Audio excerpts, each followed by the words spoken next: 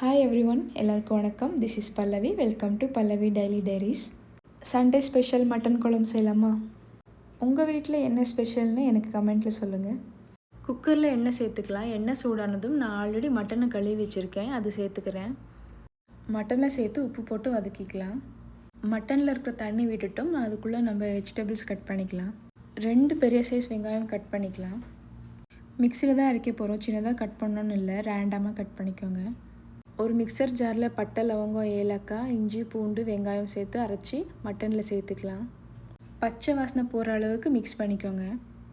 அதே மிக்சர் ஜாரில் கொஞ்சம் தேங்காய் சேர்த்துருக்கேன். நான் ஆல்ரெடி துருவி வச்சுருக்கேன், அந்த தேங்காய் சேர்த்துருக்கேன். ஒரு மீடியம் சைஸ் தக்காளி சேர்த்துக்கிறேன். தக்காளி தேங்காய் அரைக்கும் போது தண்ணி ஊற்றாமல் அரைங்க. நல்லா ஸ்மூத்தாக அரைச்சி மட்டனில் சேர்த்துக்கலாம். அரைச்ச பேஸ்ட்டை சேர்த்து நல்லா மிக்ஸ் பண்ணிக்கலாம். நல்லா பச்சை வாசனை போகிற வரைக்கும் மிக்ஸ் பண்ணிக்கோங்க.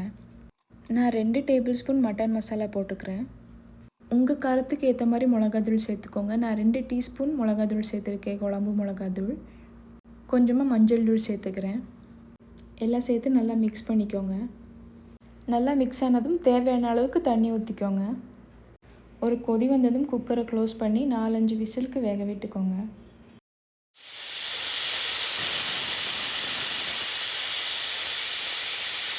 குக்கர்லேருந்து நான் பேனில் மாற்றி கொதிக்க விட்டு கொத்தமல்லியை சேர்த்து இறக்கிக்கிறேன். இந்த மட்டன் குழம்பு இட்லி, தோசை, சப்பாத்தி, பரோட்டா, சூடாக ரைஸ் எல்லாத்துக்கும் சூப்பர் டேஸ்ட்டாக இருக்கும். நீங்கள் வேணால் ட்ரை பண்ணி பாருங்கள். நான் இன்றைக்கி எண்ணெய் ஊற்றாமல் ஃபுல்கா செய்ய போகிறேன். ஃபுல்கா நீங்கள் ஃபஸ்ட் டைம் செய்கிறீங்கன்னா வாங்க எப்படி செய்யுதுன்னு பார்க்கலாம். தவா சூடானதும் 2 பக்கமும் வேக விட்டுக்கலாம் லைட்டாக. அதுக்கப்புறம் இந்த மாதிரி சுட்டு எடுத்துக்கலாம். சப்பாத்தி மாவில் சுடுதண்ணி இல்லைன்னா தயிர் சேர்த்து பிசைஞ்சிங்கன்னா செம்ம சாஃப்டாக வரும். நீங்கள் வேணால் ட்ரை பண்ணி பாருங்கள்.